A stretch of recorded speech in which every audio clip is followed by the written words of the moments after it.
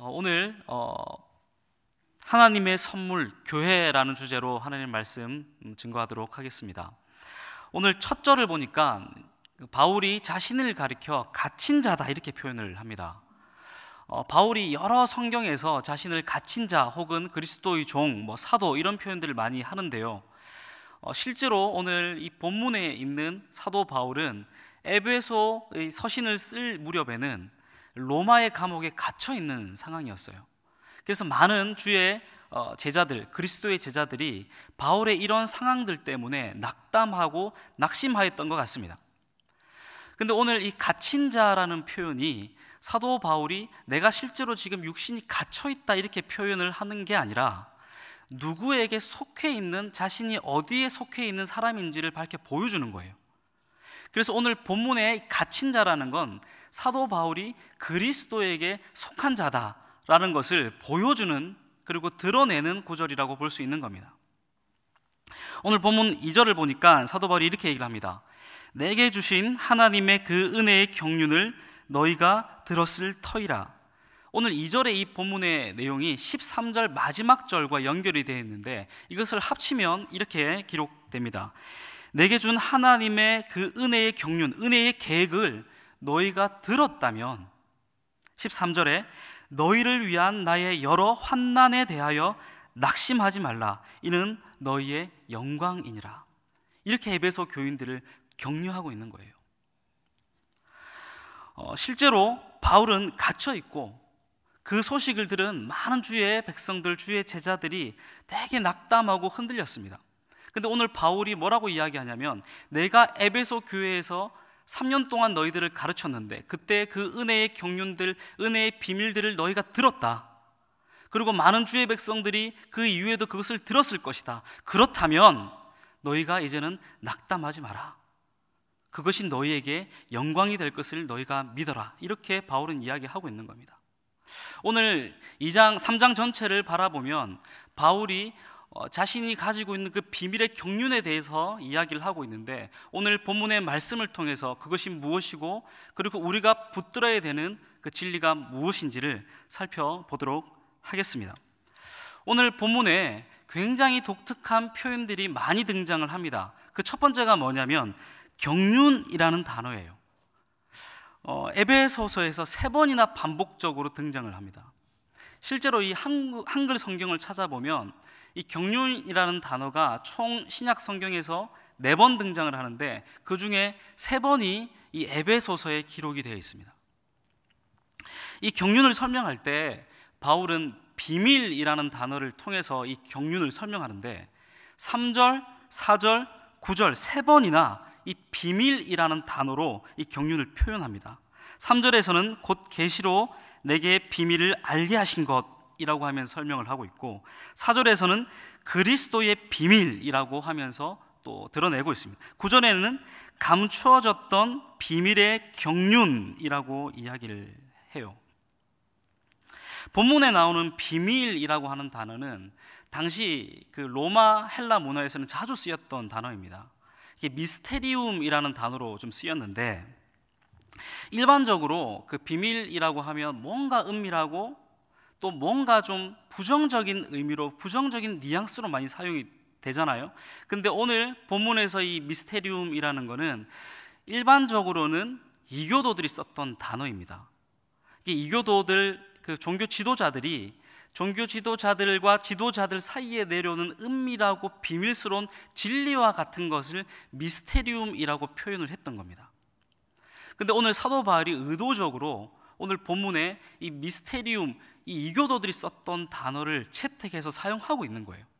되게 특이한 표현인데, 바울이 이런 표현을 사용한 이유는 진짜 미스테리움, 참된 진리, 정말 비밀스럽게 내려와야 되는 참된 진리가 과연 어디에 있는지를 밝혀 보여주는 거라고 볼 수 있는 거예요.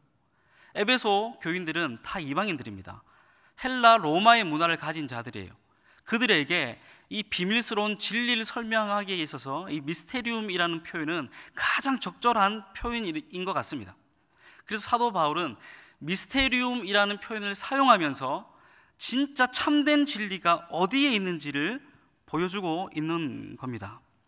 그러면 이 비밀스러운 하나님의 경륜은 과연 뭐냐? 경륜을 쉽게 표현하면 계획이라고 이야기할 수 있는데, 하나님의 계획이라는 이 단어가 오이코노미아라는 단어입니다.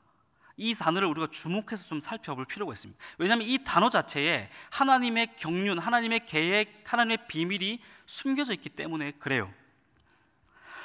당시 로마 헬라 사람들에게 있어서 이 오이코노미아라는 단어는 좀 흔한 단어였습니다. 이 어원이 오이코스라는 단어인데, 이 오이코스가 집이라는 의미를 가지고 있습니다. 누가복음 16장 3절을 보면 불의한 청지기가 나오는데, 청지기에 쓰였던 단어가 바로 이 오이코노미아라는 단어였어요. 이런 것들을 종합적으로 봤을 때 경륜, 오이코노미아라고 하는 건 계획인데 하나님의 집에 관련된 계획이다라고 유추할 수 있습니다. 그래서 이 비밀스러운 계획은 분명히 하나님의 집과 관련된 계획입니다. 이런 계획이 5절을 보니까 이렇게 기록되어 있습니다. 같이 한번 읽도록 하겠습니다. 5절 말씀입니다. 시작. 거룩한 사도들과 선지자들에게 성령으로 나타내신 것 같이 다른 세대에서는 사람의 아들들에게 알리지 아니하셨으니, 이 하나님의 집과 관련된 이 비밀이 사도들과 선지자들에게 성령으로는 나타났지만 다른 세대에서는 사람의 아들, 즉 인간에게 다른 세대에서는 결코 보여지지 않았다고 성경은 기록합니다. 모세의 때에서도 이것들이 밝혀지지 않았고 많은 선지자들이 있었지만 성령을 받은 이들 사도들과 선지자들 외에는 결코 이 비밀이 밝혀지지 않았다고 성경의 말씀에 기록되어 있습니다. 왜 그러냐면 6절에 그 해답이 있는데 제가 한번 읽어드리도록 하겠습니다. 이는 이방인들이 복음으로 말미암아 그리스도 예수 안에서 함께 상속자가 되고 함께 지체가 되고 함께 약속에 참여하는 자가 됨이라, 이렇게 기록하고 있습니다. 당시 우리가 1세기 이스라엘에 대해서 좀 이해할 필요가 있어요. 이스라엘 민족은 아브라함 때부터 하나님과 함께 했던 그런 하나님의 선택을 받은 선민이었습니다. 모세의 때에서는 하나님과 율법을 맺어서 언약의 관계를 체결했던 종족이 바로 이스라엘 민족들이었어요. 그 율법을 온전히 지킬 때 하나님께서 축복을 주시겠다고 약속한 민족이 바로 이스라엘 민족입니다. 그들은 하나님의 상속자이고 유일한 하나님의 백성입니다. 그들이 할례로 구원받은 징표를 삼고 정결 예식과 피의 제사를 드리면서 그 이스라엘 공동체를 유지했던 거예요. 그리고 그 특별한 민족, 선택받은 민족의 그 지위를 계속적으로 유지해 왔던 게 이스라엘 백성들입니다. 만약 그들이 율법을 어기면 어떻게 됩니까? 그들이 율법을 어기면 진영 밖으로 끌려나가서 죽임을 당하게 됐습니다. 그만큼 그들에게 있어서 특별한 민족, 그리고 이 율법, 정결예법, 그리고 피의 제사, 이런 것들이 굉장히 중요한 민족이 바로 이스라엘 민족입니다. 만약에 이방인이 이스라엘 민족이 되려면 여러 가지 그 규례를 갖춰야 되는데, 일단 할례를 해야 됩니다.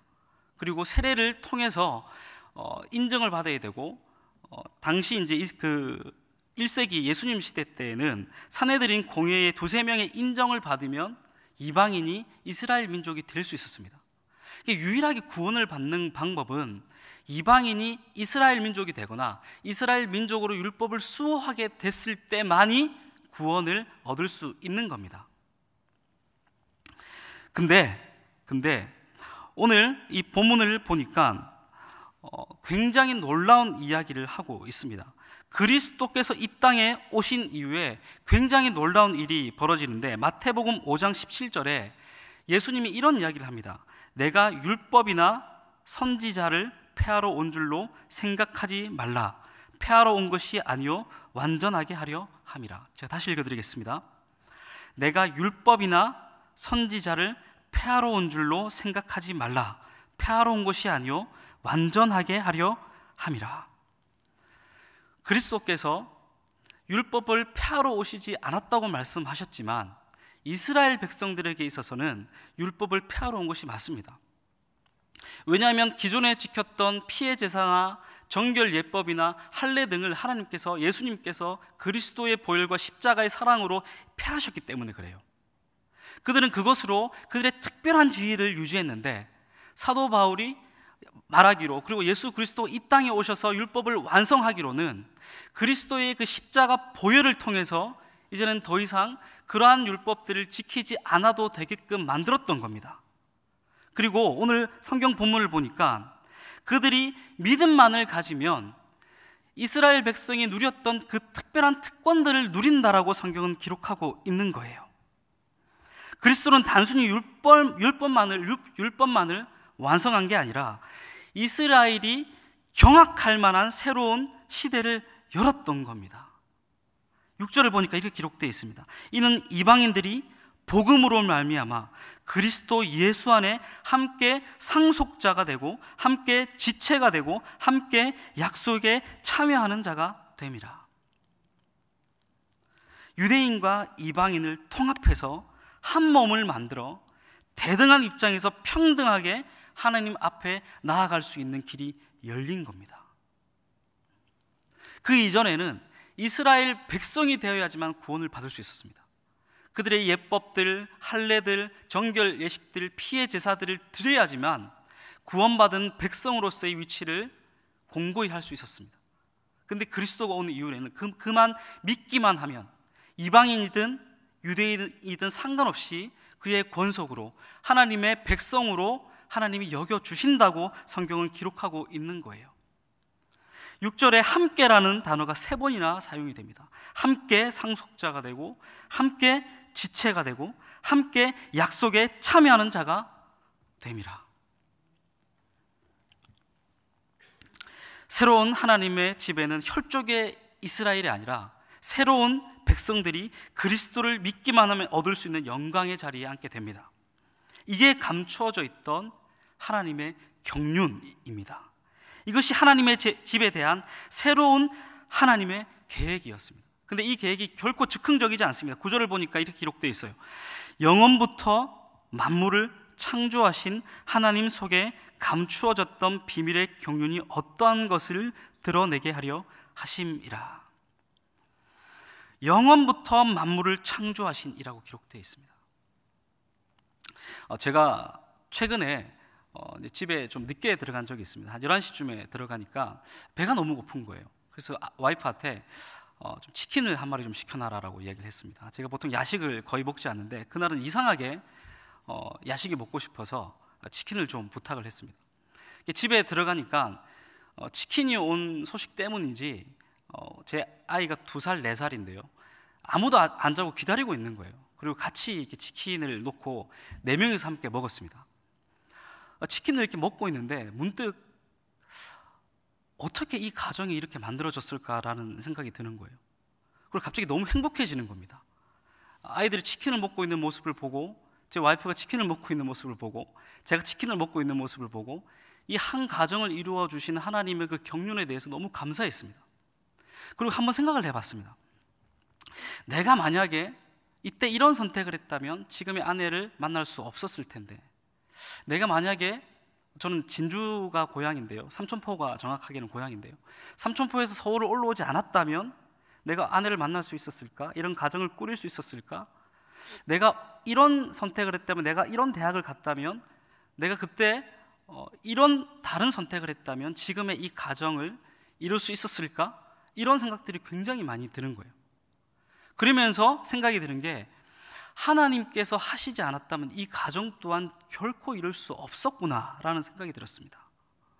하나님의 완전한 그 계획하심과 경륜이 내 가정 가운데 임하면서 하나님께서 이 가정을 이루어 주셨구나라는 확신이 그 순간 들었습니다. 하물며 보잘것없는 한 가정 가운데도 하나님의 경륜 가운데 하나님의 이끄심 가운데 거하고 있는데, 하나님의 집이라면 어떻겠습니까? 하나님의 완전한 새로운 백성을 담는 그 집이라면 하나님께서 얼마나 완벽하게 계획하셨고 그 하나님의 경륜과 하나님의 계획 가운데 그 집의 모습들을 이끌어 오셨겠습니까? 하나님께서 약속하십니다. 뭐라고 약속하셨냐면 영원부터 만물을 창조하신 하나님이 계획하셨다라는 거예요. 그리고 앞으로 영원토록 그 계획함을 이루어 가실 것을 약속하신 겁니다. 그 하나님의 집이 무엇입니까? 바로 교회라는 겁니다. 그 하나님의 완전한 집이 교회인 거예요. 10절을 보니까 이렇게 기록되어 있습니다. 이는 이제 교회로 말미암아 하늘에 있는 통치자들과 권세들에게 하나님의 각종 지혜를 알게 하려 하심이라. 여러분, 이게 교회입니다. 새로운 백성, 그리스도 안에 새로운 가족 공동체, 하나님의 새로운 권속, 그를 믿기만 하면 하나님께 나아갈 수 있는 권한을 부여받은 존재가 바로 교회라고 성경은 기록하고 있는 거예요. 에베소서 2장 21절 22절에 이렇게 기록되어 있습니다. 그의 안에서 건물마다 서로 연결하여 주 안에서 성전이 되어가고 너희도 성령 안에서 하나님이 거하실 처소가 되기 위해서 그리스도 예수 안에서 함께 지어져 가느니라. 교회는 완성되지는 않았습니다. 한 번도 성경에서 교회는 이미 완성되었다라고 이야기하지는 않아요. 하지만 분명히 성경에서 기록하고 있는 건 이 교회는 완성될 것이고 이 교회는 하나님이 거하는 처소가 될 것이다라고 우리에게 약속하고 있습니다. 그리고 그리스도 예수 안에서 너희가 함께 지어져 가야 된다고 우리에게 이야기를 하고 있습니다. 사랑하는 성도 여러분, 우리는 교회를 사랑해야 됩니다. 교회는 이 땅의 유일한 희망입니다. 우리는 세상과는 전혀 다른 가치관을 가지고 살아가고 있는 존재들이에요. 공동체 중심의 삶을 살아야 됩니다. 광야 시절에 모세가 그의 백성들을 모아놓고 진영을 짰을 때에 그 중심에는 성막이 있었습니다. 공동체 중심 가운데는 교회가 있었던 겁니다. 우리의 삶 가운데 교회가 중심이 되어야 됩니다. 교회 중심적 삶, 공동체적 중심의 삶을 우리는 살아내야 되는 고난과 의무가 있는 거예요. 저는 청년 일부를 담당하고 있습니다. 6년째 이 청년 사역, 특히 대학생을 대상으로 한 사역들을 쭉 해나가고 있는데 요즘 청년들의 삶을 바라보면 정말 답이 없습니다. 저희 때만 해도 방학 때는 막 놀러 가고 막 이랬었는데 지금 청년들을 보면 벌써 2학년 때부터 고시원이나 여러 가지 또 저기 도서관에 갇혀가지고 취업 준비나 또 고시 준비를 열심히 합니다. 거의 시간이 없습니다. 2, 3년 내내 거기에 붙들려가지고 열심히 공부하고 있습니다. 거의 다른 여유를 찾아볼 수 없을 정도로 치열한 그 취업 경쟁 가운데 빠져들어 있습니다. 그런 친구들에게 공동체 중심의 삶을 살아라는 것도 굉장히 가혹한 메시지입니다. 그들이 공동체 중심의 삶을 살아가면 다른 사람들이 공부할 때 공동체에 모임을 해야 되고 다른 사람들이 열심히 취업에 대해서 스터디하고 준비할 때 그들은 성경 공부를 해야 됩니다. 그게 공동체 중심의 삶입니다. 그럼에도 불구하고 저는 청년들에게 공동체 중심의 삶을 살아라고 요청합니다. 그것이 바로 그리스도인으로서 구별된 삶이고 교회를 다니는 진정한 그리스도인이라고 저는 요청합니다. 사랑하는 성도 여러분, 교회 중심의 삶을 사는 건 결코 쉽지 않습니다. 손해보는 삶입니다. 그럼에도 불구하고 우리는 다른 삶을 살아야 됩니다. 교회 중심, 공동체적 중심을 살아야 됩니다. 이게 우리의 삶의 중심이 되어야 됩니다. 그게 바로 세상과 다른 그리스도인입니다. 오늘 본문에는 그리스도인의 삶으로 요청되는 한 가지의 그 삶이 더 있습니다. 오늘 본문의 바울의 고백이 그건데 바울이 자신의 삶을 이렇게 이야기를 합니다. 1절을 보니까 너희 이방인을 위하여, 2절을 보니까 너희를 위하여, 7절에 보니까 이 복음을 위하여 내가 일꾼이 되었노라. 바울은 새로운 나라의 비밀을 맡은 자입니다. 우리는 그런 사람들을 청지기라고 이야기를 해요. 청지기적 삶은 너희를 위하는 삶이 되어야 됩니다. 그래서 바울은 8절에 이렇게 얘기합니다. 모든 성도 중에 지극히 작은 자보다 더 작은 나에게 이 은혜를 주신 것은 측량할 수 없는 그리스도의 풍성함을 이방인에게 전하게 하시고, 너희를 위하는 바울의 삶은 전하는 삶입니다. 다른 것은 없습니다. 청지기로서 하나님의 집인 교회를 맡은 것은 전하는 삶으로 요청이 됩니다. 이 미스테리움이라고 불리는 비밀은 이방 종교에서는 1인 전승으로 내려오지만 이 미스테리움, 기독교 진리 가운데에서는 1인 전승으로 내려오는 것이 아니라 더 만민 가운데 퍼뜨려져야 되고 누군가에게 알려져야 되는 비밀입니다. 제가 최근에 간사 한 명을 만나서 좀 이야기를 나눴습니다. 근데 간사가 자기가 고등학교 때 전도했던 친구가 최근에 만났는데 교회를 열심히 다니고 있는 모습을 발견했다라고 이야기를 하더라고요.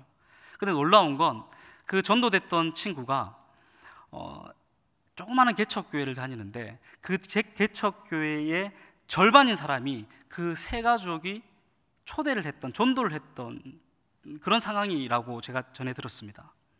제가 그 이야기를 쭉 들으면서 야, 그 친구 정말 대단하다 이렇게 이야기를 했습니다. 근데 그 간사가 그 친구에게 너 어떻게 이렇게 전도를 많이 할 수 있냐라고 이야기를 하니까 그 친구가 하는 이야기가 나는 전도한 적이 없다라고 이야기를 하는 거예요. 나는 전도한 적이 없고 그냥 내가 좋은 거를 내 옆 사람에게 소개했을 뿐이야 이렇게 이야기를 했다는 거예요. 제가 그 이야기를 들으면서 굉장히 반성이 됐습니다. 과연 이미 오랜 동안 예수 그리스도를 믿어왔던 나는 얼마나 많은 사람에게 내가 정말 좋은 이 복음의 진리를 전하고 있느냐, 이런 생각들을 했을 때 너무 부끄러워지는 거예요. 이번 주일 담임 목사님께서 삶의 선교를 이야기했습니다. 이제 우리의 여름 선교는 끝났지만 더 중요한 일상의 선교가 남아있다라고 말씀하셨습니다. 여러분, 선교라는 게 대단한 게 아닙니다. 내가 가진 가장 좋은 것을 말하는 것이 바로 선교이고 전도입니다.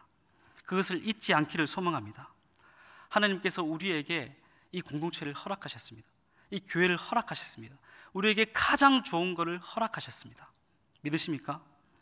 이 새벽에 주의 말씀을 붙들고 나아가는 저와 여러분이 되기를 주님의 이름으로 소망합니다. 이 시간 함께 기도하겠습니다.